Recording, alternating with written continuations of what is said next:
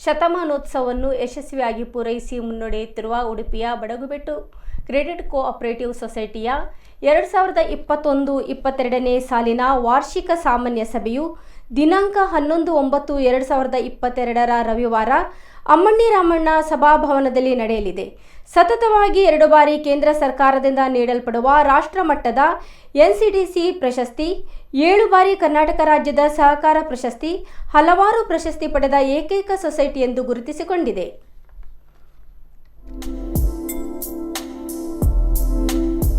ಶೆಟ್ಟಿ ಇಂದ್ರಾಳಿ ಅವರಿಗೆ ನಾನು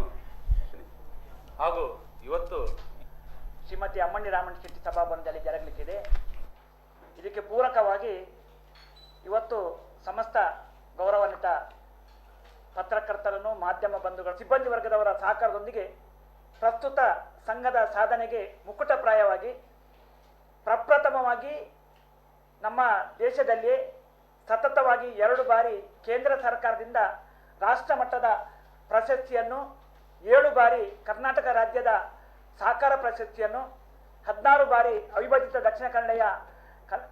ಜಿಲ್ಲೆಯ ಜಿಲ್ಲಾ ಪ್ರಶಸ್ತಿಗಳನ್ನು ಪಡೆದ ರಾಜ್ಯದ ಏಕೈಕ ಕ್ರೆಡಿಟ್ ಕೋಆಪರೇಟಿವ್ ಸೊಸೈಟಿ ಅದು ಬಡಗಬೆಟ್ಟು ಕ್ರೆಡಿಟ್ ಕೋಆಪರೇಟಿವ್ ಸೊಸೈಟಿ ಎಂಬುದಾಗಿ ಗುರುತಿಸಿಕೊಂಡಿದೆ. ಬಡಗಬೆಟ್ಟು ಕ್ರೆಡಿಟ್ ಕೋಆಪರೇಟಿವ್ ಸೊಸೈಟಿ ಇವತ್ತು ಶತಮಾನದ ಇತಿಹಾಸವನ್ನು ಕಂಡ ಸಂಸ್ಥೆ. 1918ನೇ ಇಸವಿಯಲ್ಲಿ ಸ್ಥಾಪನೆಯಾಗಿ ಸುಮಾರು 104 ವರ್ಷಗಳ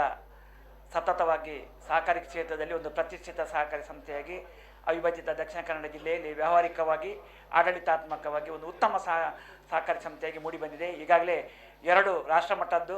7 ರಾಜ್ಯ ಮಟ್ಟದ್ದು, 17 ಅವಿಭಜಿತ ದಕ್ಷಿಣ ಕನ್ನಡ ಜಿಲ್ಲಾ ಪ್ರಶಸ್ತಿಯನ್ನು ಪಡ್ಕೊಳ್ಳುವುದಲ್ಲದೆ ಸರಿಸುಮಾರು 409 ಕೋಟಿ ರೂಪಾಯಿಗೂ ಮೇಲ್ಪಟ್ಟು ಠೇವಣಿ,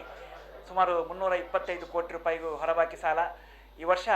11.02% ಕೋಟಿ ರೂಪಾಯಿ ಲಾಭ ಗಳಿಸುವುದಲ್ಲದೆ ನಿರಂತರವಾಗಿ ಪ್ರತಿ ವರ್ಷ 15ರಿಂದ 20 ಲಕ್ಷ ರೂಪಾಯಿ ಸಾಮಾಜಿಕ ಕಳಕಳಿಯ ಚಿಂತನೆ ಇಟ್ಟುಕೊಂಡು ನಮ್ಮ ಸಂಸ್ಥೆಯ ಸದಸ್ಯರಿಗೆ, ಸಾರ್ವಜನಿಕರಿಗೆ, ಗ್ರಾಹಕರಿಗೆ ಬೇರೆ ಬೇರೆ ಶಿಕ್ಷಣದ ಬಗ್ಗೆ ಇರ್ಬೋದು, ಆರೋಗ್ಯದ ಬಗ್ಗೆ ಇರ್ಬೋದು, ಸಾಮಾಜಿಕ ಕಳಕಳಿಗೆ ಬಗ್ಗೆ ನಿರಂತರವಾಗಿ ಸಹಾಯಹಸ್ತವನ್ನು ನೀಡುತ್ತಾ ಬರುವುದಲ್ಲದೆ ಕೊರೋನಾ ಸಂದರ್ಭದಲ್ಲಿ ಜಿಲ್ಲಾಡಳಿತಕ್ಕೆ ಅಲ್ಲದೆ ಬೇರೆ ಬೇರೆ ಆಸ್ಪತ್ರೆಗಳಿಗೆ ಬೇರೆ ಬೇರೆ ವೈದ್ಯಕೀಯ ಉಪಕರಣಗಳನ್ನು ನೀಡುವುದರೊಂದಿಗೆ ಸುಮಾರು 80 ಲಕ್ಷಕ್ಕೂ ಮೇಲ್ಪಟ್ಟು ಬೇರೆ ಬೇರೆ ಸಹಾಯಹಸ್ತ ನೀಡಿದ ಕೀರ್ತಿ ಅದು ಬಡಗಬೆಟ್ಟು ಕ್ರೆಡಿಟ್ ಕೋಆಪರೇಟಿವ್ ಸೊಸೈಟಿಗೆ ಸಲ್ತದೆ. ಸುಮಾರು 20,000